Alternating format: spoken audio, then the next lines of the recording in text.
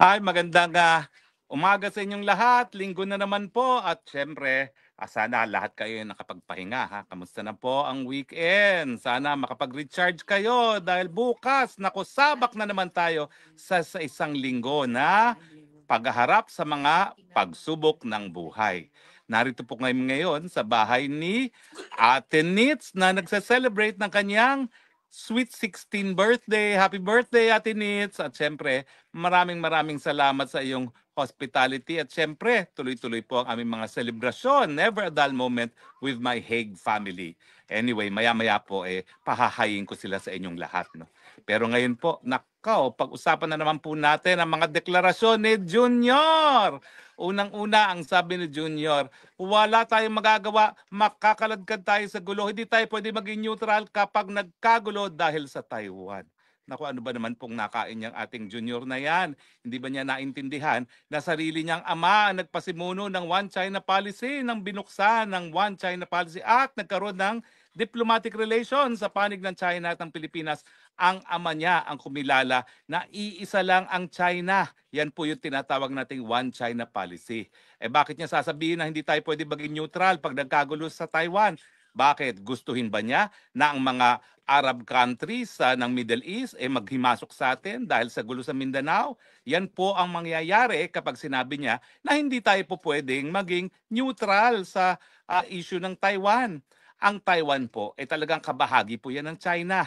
Nung natanggal po sa pwesto yung mga namumuno ng nationalist government at napalitan ng gobyerno ni Mao Zedong, gustuhin man hindi, yan naman ay ginusto ng mga mamamayang Chino. At mukha namang yung sugal nila, napakaganda naman ng resulta. Ngayon po, ang China ang pangalawang pinakamalakas na ekonomiya sa buong daigdig. Ironies of ironies, komunista sila pero parang mas natalo pa nila mga Amerikano pagdating sa pagiging kapitalista. So ngayon, ang issue is ano mangyayari kapag ang Taiwan ay nagdeklara ng independence, no? Syempre, ano bang ginawa natin nung nagkaroon ng ISIS sa Marawi na nais din magdeklara ng isang independent sovereign na Muslim city, di ba? Linabanan din natin, ginamitan din natin ng dahas at wala namang nagreklamo dahil talagang sa international law merong karapatan ng mga bansa na protektahan ang kanilang integridad pagdating sa kanilang teritoryo. So ganyan din po ang usapin ng Taiwan. Yan po ay kabahagi ng China at kung talagang magpipilit ang Taiwan na magdeklara ng kanyang independensya, po pwede naman pong gumamit ng dahas talaga ang China at hindi dapat maghimasok ang iba't ibang mga bansa ng daigdig. Bakit ba naghihimasok ang bansang Amerika dyan sa Taiwan? Dahil ang Taiwan po ang number one supplier ng semiconductors na ginagamit ng mga Amerikano para sa kanilang mga missiles. At kaya sa kanila, merong national interest ang Taiwan. Dahil kung mawawala ang Taiwan, mawawala yung mga microchips na ginagamit nila sa kanilang mga missiles at iba pang mga armas na ginagamit pagdating ng digmaan. So sa atin, dapat isipin natin, ano bang pakialam natin sa Taiwan? Bakit ba natin pinapagamit ang ating teritoryo bilang base militar sa mga Amerikano at bakit tayo makikisali sa isang gera na wala naman tayong kinalaman? Huwag natin kakalimutan sa ating saligang batas, we have renounced war as an instrument of our foreign policy. So ano magiging basehan natin para tayo makisali sa gera na wala naman tayong kinalaman? Marcos Jr., hello. Kaya naman ikaw sunod-sunuran lang sa mga Amerikano dahil alam mo, kinakailangan mong suporta ng mga kano. Dahil kung walang suporta ng mga kano, yung persepsyon ng marami na ikaw ay vangag, ay naku, matagal ka nang natanggal sa pwesto. Kaya kinakailangan mo talagang pagsilbihan ang mga Amerikano na para kang tuta dahil kung walang suporta ng Amerikano, sinuka ka na talaga ng taong bayan. At mga Pinoy gising.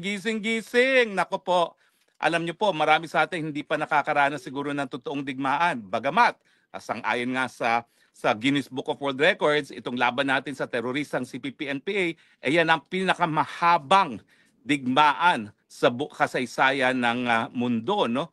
Pero pagdating naman sa international armed conflict, nako, wag natin kakalimutan nung pangalawang pandaigdigang digmaan, ang Pilipinas ang pangalawang pinaka napulbos na lugar sa daigdig matapos lamang ang Warsaw. gugustuhin ba naman natin yan uli na wala naman tayong interest talaga na ipaglaban ang pagiging independyente na bansang Taiwan na talaga namang kabahagi ng iisang China lamang?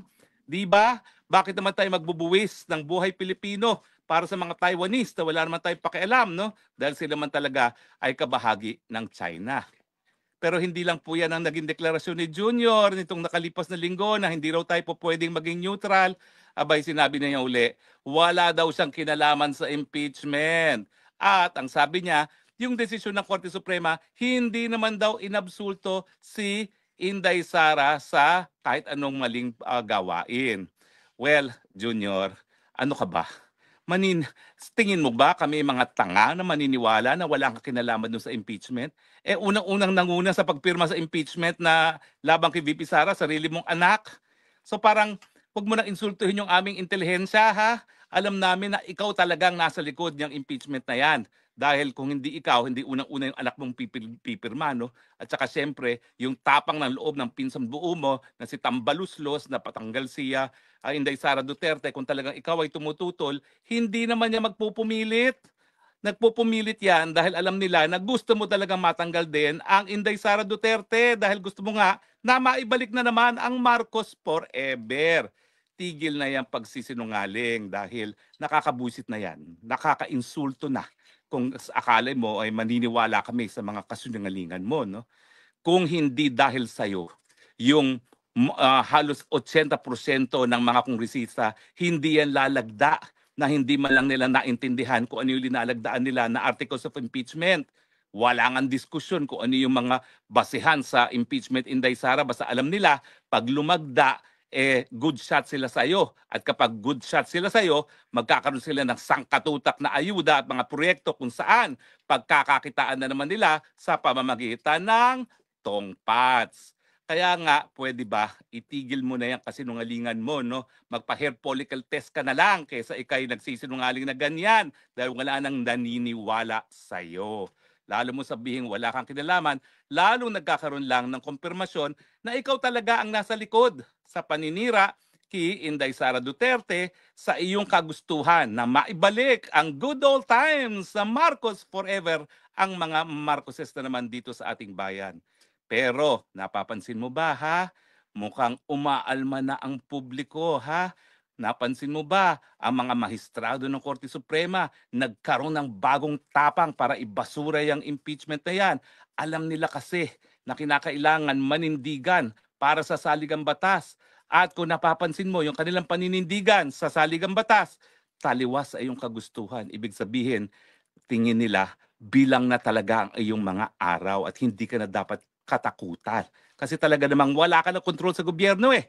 Sa totoo lang, di na namin alam kung sino talaga nagpapatakbo ng gobyerno. Sigurado kami, hindi ikaw. Hindi lang namin alam kung sino talaga ang nagdidikta. Kung iyong asawa, si Lisa Tanas na tinatawag ni Maharlika, o di naman kaya si Tambaluslos. At siyempre, ang exciting dyan, mukhang nagbabanggaan na yung dalawang nagpapatakbo sa gobyerno. Soon, malalaman natin kung ano ang magiging resulta sa iyong gobyerno na ikaw ay patingin-tingin lamang at hinahayaan ang lahat ng taong mamuno maski wala silang mga mandato. So again ha, ang aking paalala sa iyo, wag na wag mong isipin na naniniwala pa ang taong bayan sa iyong kasinungalingan. Alam namin, ikaw at ikaw at ikaw pa rin ang nasa likod ng pagtatangka na pagtanggal kay Inday Sara Duterte. Maiba naman tayo. Itong si komedyanting Vice Ganda. Ayun, nag-joke-joke na naman, no?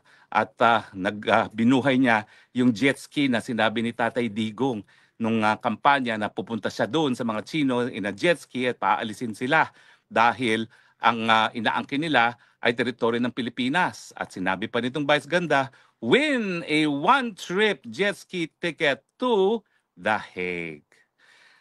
Well, alam nyo, matagal na ako naninindigan sa karapatan ng malayang pananalita. Totoo, may karapatan si Vice Ganda na magsabi kung ano mang gusto niyang sabihin, kung ano kanyang nasa loobin. No?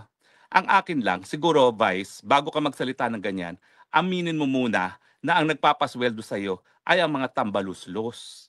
Yung kumpanya kung saan may ere yung programa. Pag-aari na ngayon ni Tambaluslos. Dapat sana meron ka man lang disclosure para naman malaman ng taong bayan kung saan ka nanggagaling, kung saan nanggagaling yung mga galit na meron ka laban kay PRRD. Na ang kabuhayan mo nakasalalay ngayon kitambaluslos. Pag kanya kasi merong disclosure, maintindihan namin kung saan nanggagaling yung ganyang, ewan ko ba, yung galit na hindi namin maintindihan na ano bang ginawa sa iyo ni Tatay Digong. Naalala namin nung in-interview mo si Tatay Digong nung presidente siya, hangang-hanga ka. Alam ko sa akin, hit na hit mo ako, pero alam ko na naman yun, no? Wala naman akong pakialam sa'yo. No? Pero nung ikaw ay nag-interview kay Tatay Digong, hangang-hanga ka sa kanya, tapos ngayon ko ano-anong sinasabi mo. Alam mo kasi tayo mga Pilipino, kapag isang tao ay nakadapa na, hindi na sinisipa, Vice Ganda. Ang ginawa mo, nasa sahig na si Tatay Digong, nandun na, nakakulong na, 80 anyos, mamamatay na ata sa kulungan, sinisipa-sipa mo pa. Anong kaligayahan ang nakukuha mo sa ganyang gawain? Hindi ba dapat kung hindi mo siya po pwedeng sabihan ng ganda, tumahimik ka na lang.